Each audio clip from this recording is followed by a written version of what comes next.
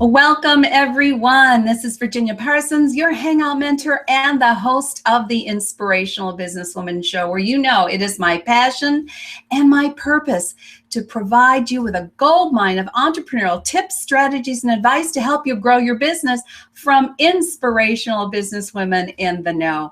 Thanks so much for joining us today. I know that your time is busy, especially this time of year, but this will be so worth your taking the time to really listen up, because aren't you ready to start 2016 with a whole new approach to doing business? Are you ready to 10x your fees and to really charge what you're worth? Well, that's part of what we'll be talking about today. Now, before we get started, I really do want you to let us know where you're hanging out from. I'd appreciate hearing from you. Putting your comments and questions in the comment section would be terrific as well.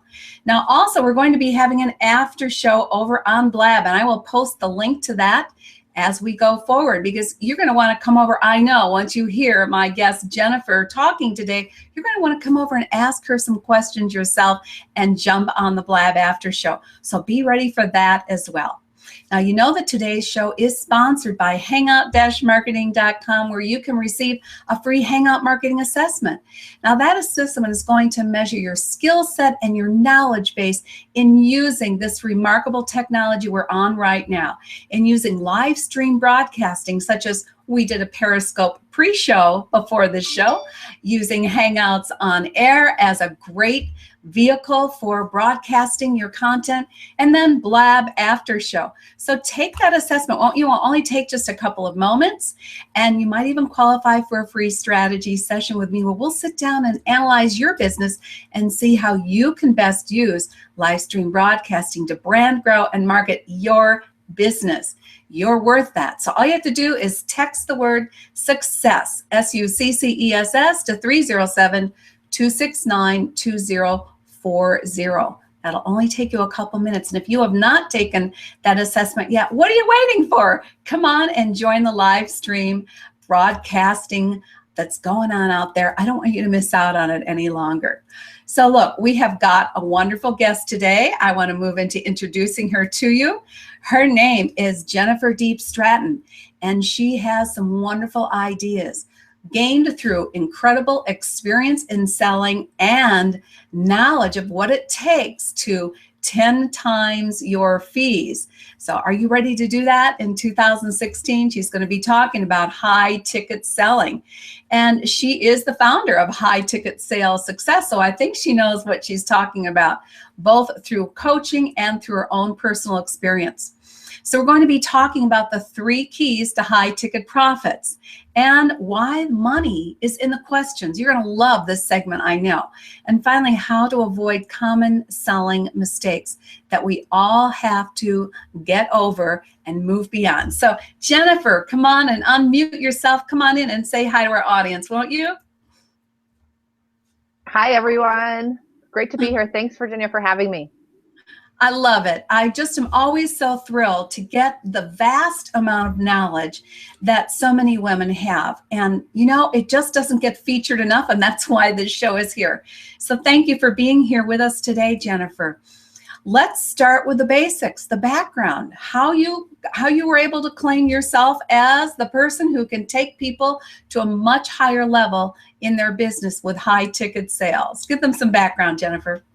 Okay, so I did it myself, and I've done it for people. That's how I know. All kidding aside, my life, started with, school like everyone else. And when I got out of college, the scariest thing I could think of to do was go into sales. I was actually shy.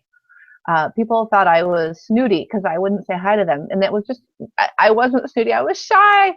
So going into sales for me was really the hardest thing I could think of to do. But I knew that if I could just master this ability to engage people and then ask them for a commitment, which is what sales is, that it would serve me for the rest of my life, even if it was just to get a better job. You have to sell the hiring manager that you're the person they should hire. So a couple years after I got out of college, I went into medical and scientific equipment sales, and I did that for about 12 years.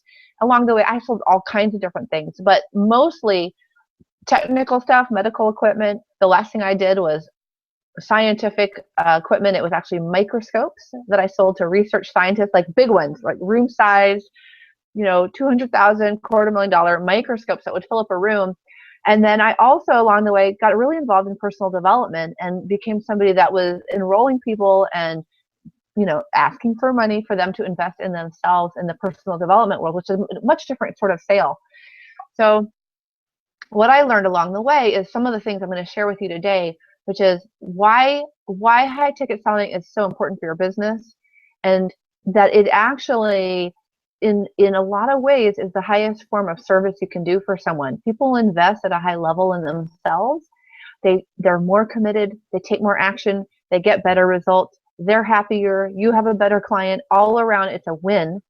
And it's one of the things that can sustain your business. So if you don't have high ticket selling in your business yet, you need to. And I probably should define what high ticket selling is, right? Okay. Absolutely. That was my next question for you. What exactly would it be? And because it's going to vary, I'm sure, for people. Yeah. So there is, depending on what the business model you're in, you can look, there's most of the people, or many of the people, can consume information from you. Maybe you offer a program or a course on how to do something, and you deliver it at a certain price point where they're, in a sense, consuming information. It could be a book, it could be a home study course, it could be a DVD set, it could be a group program where you're teaching them information. That could be considered a lower ticket, even if you're asking a nice hefty price for it.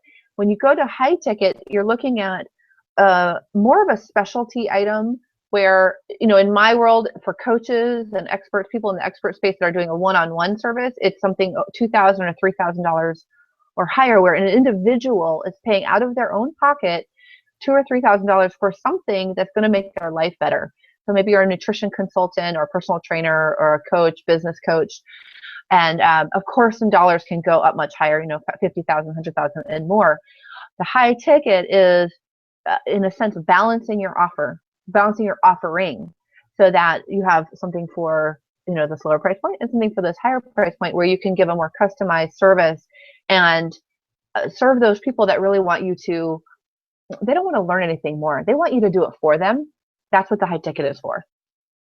Well, that's the whole point. People are so busy with everything that they're attempting to get done. And especially if you're an entrepreneur or particularly a solopreneur, it's hard to try and juggle all the things that you need to do to run a successful business. So I agree with you. More and more people want the done for you or done with you service, as opposed to do it yourself and I'll tell you how to do it. I've got an online course for you.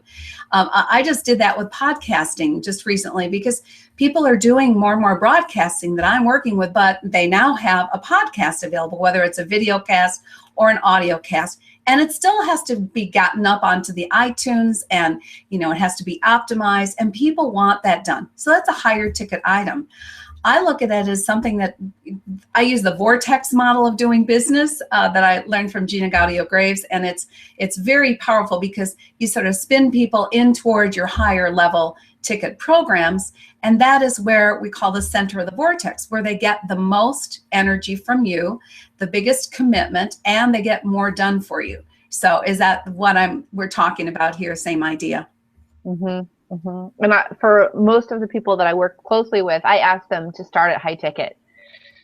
It works for the business for you to bring in lots of cash, because the amount of energy you put in to bring in a $500 client is the same amount of energy that's going to take you to bring in a $5,000 client. So, we're not, as much as we want to serve, we're not charity, right? You have to charge so you can keep the doors open. So why not go for that higher ticket? Okay. First big takeaway, this is pack your bag moments. Start with the high ticket. And because that's what you say, you have to pay the bills, you have to stay in business if you want to have a bigger impact in the world. Start with a higher ticket. I think that right there is a different philosophy than we've often heard. Because we often think about, where do you start with the freebie and bring them into the funnel and then offer the next thing and the next thing? And you're just saying cut straight to the chase, start with the high ticket. You can always offer the downsell, but give them the best that you've got first. I love that. Are you guys taking that away? Oh gosh. I just want to pause and say welcome. We've got Velan here. She's hanging out from Atlanta, Georgia. Happy to be hearing about high ticket selling, aren't we all? And hey, Zara, how are you? Welcome. Hanging out from Oregon. The rest of you, come on, don't be shy. Let us know where you're hanging out from and start to let your comments flow. And remember, we'd love to have you come over to the after show also to bring your questions. So let's go with the 3 keys then. We need to go discuss the 3 keys to high ticket profits. Where would you like to start with those? Let's start with the first one. Go for it. Okay, so the first thing is to take a look at a really common one, which is, what does it mean when someone says, I don't have the money? You have to be able to deal with objections really powerfully. And I don't know if any of you have ever been to sales training, but in every sales training school, they give you the how-to, right? It's first you ask the questions, then you identify that they're a fit for what you do, and then you make your offer, and then you deal with objections, and when there's no more objections, they buy. Pretty basic stuff. The thing is that in my estimation, if you are dealing with objections at the end, it's a little bit too late.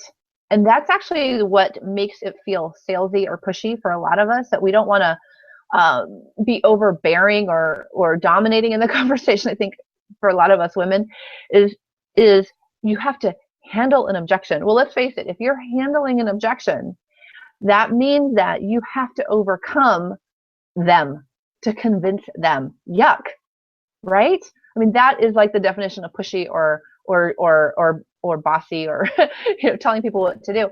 So the key here is to rethink or listen differently, re-listen or listen differently to what the person is saying. When they're saying, I don't have the money, what they're really saying is one of 2 things. They're either saying, I don't see the value, or I don't see why this solution you've offered is going to fix my issue. Okay, it is never about the money. Okay, can I say that again?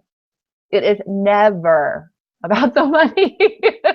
Let me add to that. It's never about the money. And I totally agree with you, because people want solutions. And if they really feel like you've got what they need, they will find the money, right? Think about your own buying choices, right? There's something that you really, really want. And maybe you walk around thinking, oh, I can't buy that. I don't have the money. But as soon as you shift your view, right, your mindset about it, and you think, wait, but I really, really want that. How am I going to make this happen? You start looking for a solution. And that is different than this passive, I don't have the money. Oh, woe is me. I don't have the money. Poor me. No, it's, wow, how can I find the money? And so if somebody's using that on your call, on your sales call with them, it's like a cheap excuse. I don't know how else to say, right? It's an easy way out for them not to have to be honest with you, or maybe they don't have better words to articulate it. So I'm articulating it for you. What they're really saying is, I don't get it. what you offer is I don't see why it's going to solve my issue. It's simply a matter of understanding better what they want, or you explaining how what you have fits what they need. Right? There's just a disconnect there. It doesn't mean they don't have them as valuable. It just means that they don't get it. I get it. I totally get it. So where do you take it from there then? If that is their objection, your point is don't let that objection come up, right? Yeah. The next key is? The next key is that the money is in the questions. So if you're dealing with objections that late in the conversation, it's really difficult to quote unquote overcome them. What you really want to do is you want to set the stage early in the conversation for a relationship with someone, a close relationship. You can do this in 60 minutes, ladies. You really can. You don't have to share a lot of personal information. You don't have to talk about the kids and where you're from to create a relationship with somebody in 60 minutes. Right? That is nice stuff. It's rapport, but it's not relationship. The relationship that you form, really you can do it within the first 10 or 15 minutes in a phone call, is you asking really good questions. It's you setting the stage for the relationship you're about to have with somebody by being very interested and really listening and asking really good questions. In fact, I say that the money is in the questions. And I'll give you an example of that in a second. Yeah. When I was in my previous life, when I was in corporate sales and I was selling microscopes to research scientists, I had a deal on the table. I was actually working on selling a microscope to the university, and it was $140,000 sale or potential sale. And we worked on his quotation for about 3 months. So this is not a one conversation, one and done, get the money and go, like a lot of our businesses now can be. But it's the same exact principle. And about 3 months into the process, I get an email one day, and it says, Jennifer, I've decided to go with your competitor company, and he said who it was. And I knew that they had given him a proposal for $100,000 microscope. And so I called him and I said, hey, thank you so much for telling me this. I really, really appreciate you being honest. And because a lot of people would have just flung off into the curtains, and into the darkness and not admitted it. He said, thank you so much for your time. I've decided to go with this other company O. And I thanked him. And then I said, can I come into your office tomorrow? I'd really like to understand what happened. And he's like, sure. So I go into the office the next morning and we start talking. And you know what happened? The next day, I get a order for the $140,000 microscope. Did I lower my price? No. Did he buy exactly what was on the quote? Yes. And he also became one of our best referral sources following that. Now, what happened? What happened there was, because we had created this deeper relationship in the beginning through me really understanding what he cared about and what he wanted, the conversation we had went something like this. So, Mr. Q, what's going on? Back in February, you told me you needed debt. Is that, has it changed? Like, really curious. Has that changed? I wasn't trying to stick it to him. Has it changed? I don't understand what happened. And he was so thankful that I reminded him what really mattered. And he's like, oh yeah, you're right. I was sort of taken away by this idea that this microscope would be cheaper, but you know what? You're right. This I wouldn't get, and this I wouldn't get, and this I wouldn't get. And those things are really important to me. So gosh darn it, I am going to buy the more expensive one because it's going to satisfy what I need better. So the key is in the questions, but it's also in the conversation. It's in the dialogue that you create because of the questions. As a result, you're creating a deeper relationship. Now he's trusting you because you really were delivering what he had initially asked for and what he needed. And yet he had to be reminded. So good on questioning, but also I think the point is you need to be able to go deeper with your discussions and your conversations so that the person realizes this is really what I need. And I think that goes into the third key, doesn't it, Jennifer? Yes, the mistakes people make. Is that what I promised on my third key? Is that the mistakes people make? Yes, it is. Okay, all right. Just want to make sure I'm fulfilling my promise here. Yeah, so one of the things that we tend to do is we start to ask questions to discover if someone is, what is your issue? What's your problem? Let me see if I can help you. We want to solve people's problems. It's our natural tendency. And so we start to ask questions but we don't really ask specific enough questions, and we don't go deep enough with our questions. So, and we don't ask the right questions. What I want you to do is I want you to think of what are the key questions that you need to ask this person to figure out if they're the right client for you, and that plant the seed for your solution. So in my courses and when I do my private work with clients and I work with more closely with people, we're actually designing, reverse engineering our questions based on where we want the conversation to go. Now, it doesn't mean that you're using a script. It doesn't mean that you're steering the conversation. It's a very free-flowing thing. But what we do is we actually pre-think. What am I actually going to ask? What actually matters here? So in coaching services, for example, I'll give you an example from my business. If somebody says to me, hey, Jennifer, I really want to sell more next year. And I think a high ticket might be the right thing for me to do. I might need to add that to my business, but I'm not really sure. And I'll ask them, well, what are your sales right now? And they'll say, well, I have 20 clients right now. And say, well, how much did they pay you? They each paid me $500.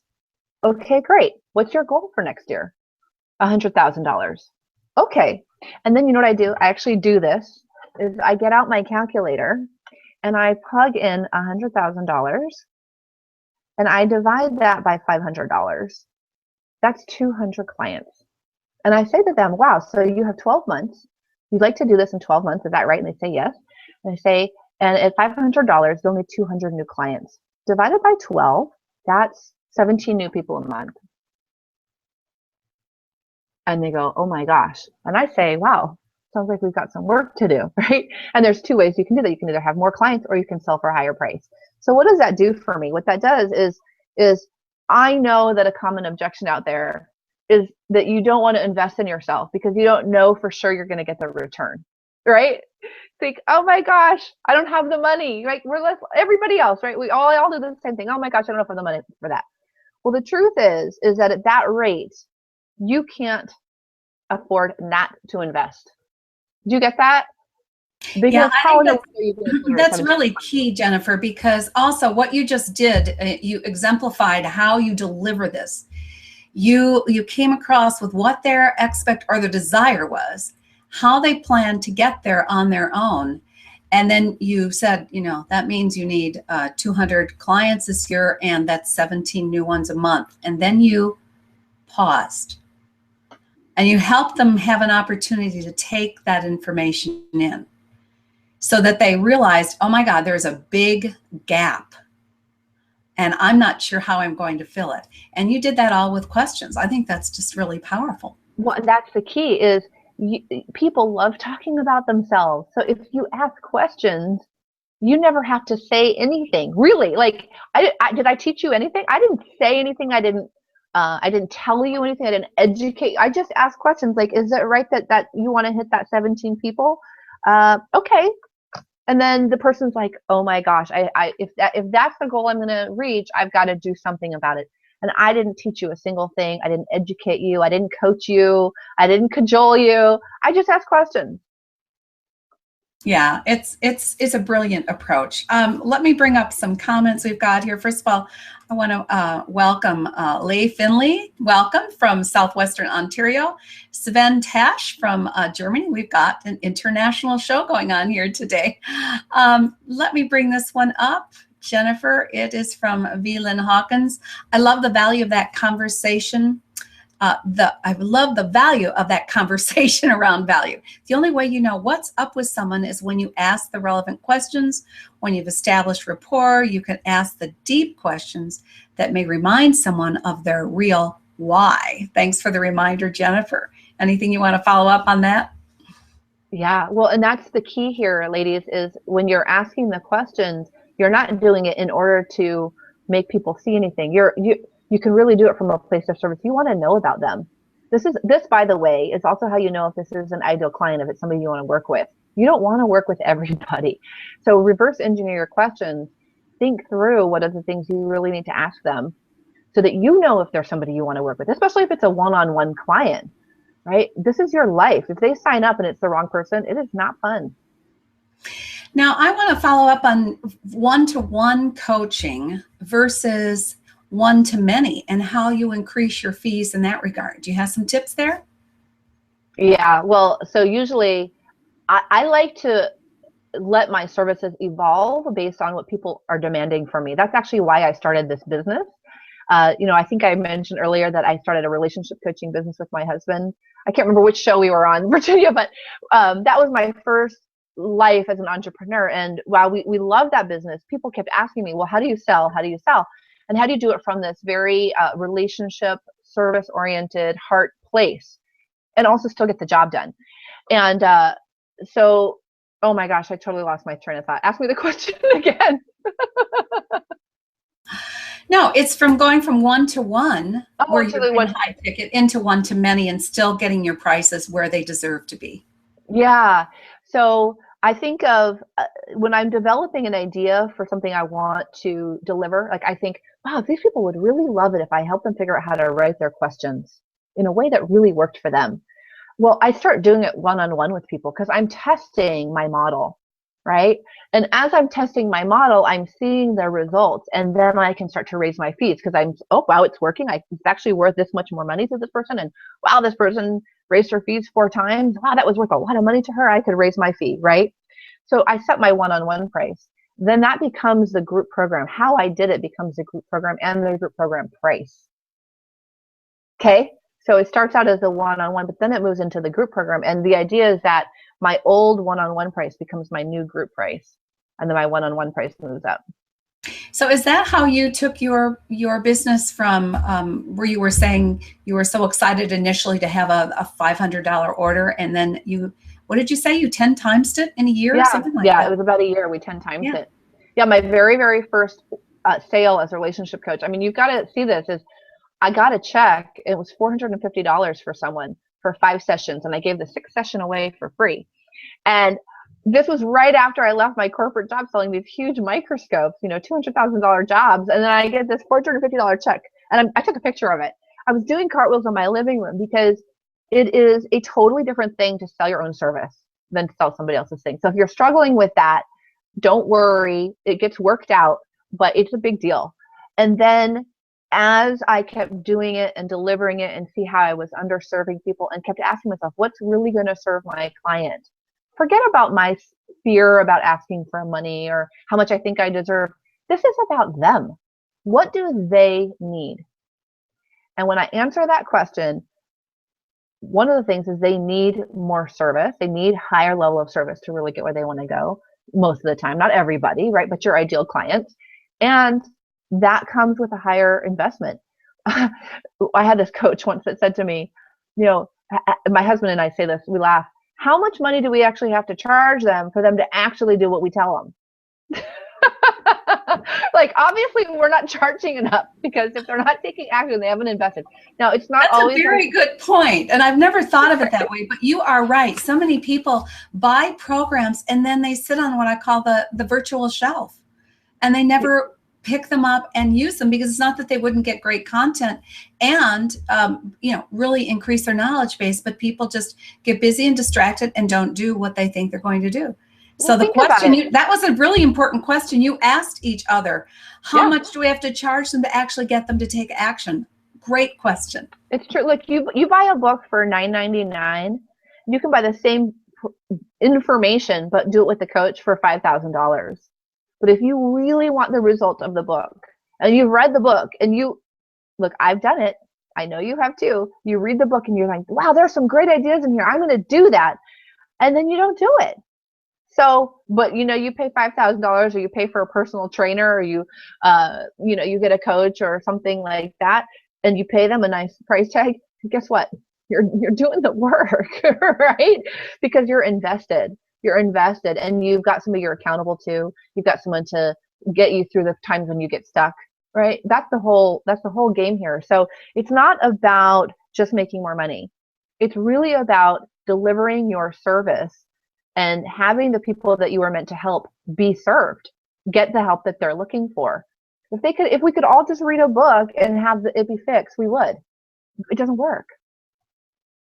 Yeah, I think that's just human nature, and a very important point that you're making. And you know what? For you, as you say, you end up with better clients and therefore more referrals, better testimonials, because people are now doing the work because they've invested in themselves. It's not throwaway money. So I think that's just such an important concept we all have to embrace and realize we'll be able to do our best result, our best work, get the best results for our clients if we insist that what we provide is truly that valuable and well worth investing in. I just love the whole concept.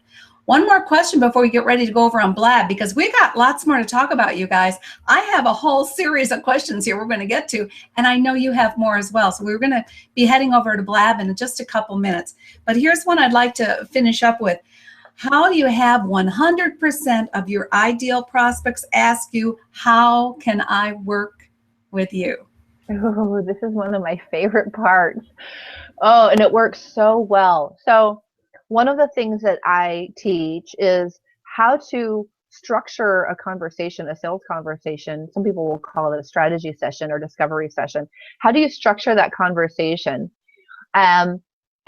so that all of your ideal prospects actually say to you, how can I work with you? Oh my gosh, it sounds like what you have is exactly what I need. So a really important piece of that we've touched on so far is the questions you ask in the beginning. Well, I'll tell you where most people are making the mistake. Most people are making the mistake is you find out what's wrong with the prospect or what their issue is, what their problem is, what they want to solve. It doesn't have to be something that's wrong. Maybe they have a business that they want to grow, right? But there's some sort of gap. And as soon as we hear what that is, we jump into how we can solve it. Oh, wow, you need more kiwi trees in your grove. I can give you kiwi trees. And you start selling your kiwi trees. All right. But there's 2 steps in my process. It's step 4 and step 5 that people consistently skip over and over again. And in step 4, what actually happens is they see the possibility. Your prospect sees a possibility for their new result. So you might see what's possible for them. Maybe you've got somebody who's got a chronic health issue, and you can see very clearly what they need to do to solve it, or that you could solve it, but they don't. But you start selling them anyway. Don't do that. Ask some more questions until they start to see what's possible.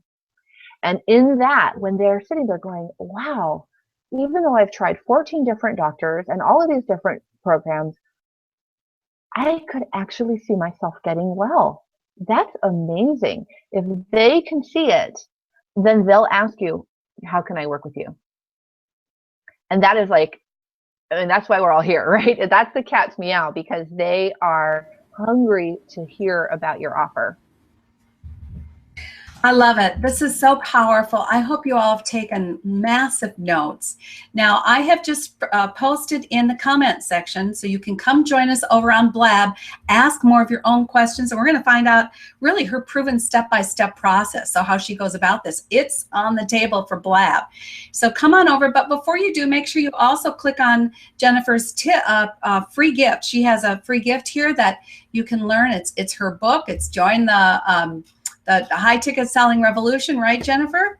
Yep. So be sure to pick that up. So in the meantime, we're going to sign off here, and I'm going to say thank you so much for the value you provided everyone today.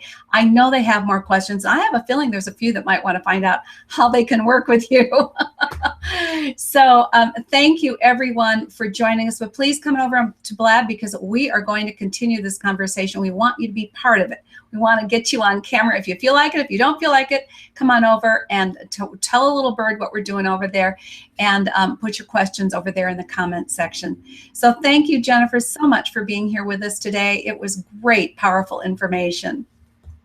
Thank you. Thank you for having me. Can you say that URL one more time for the people that didn't get it for the book? Oh, yes. It is hmtips.com/Jennifer Gift. hmtips.com/Jennifer Gift. Go get that gift.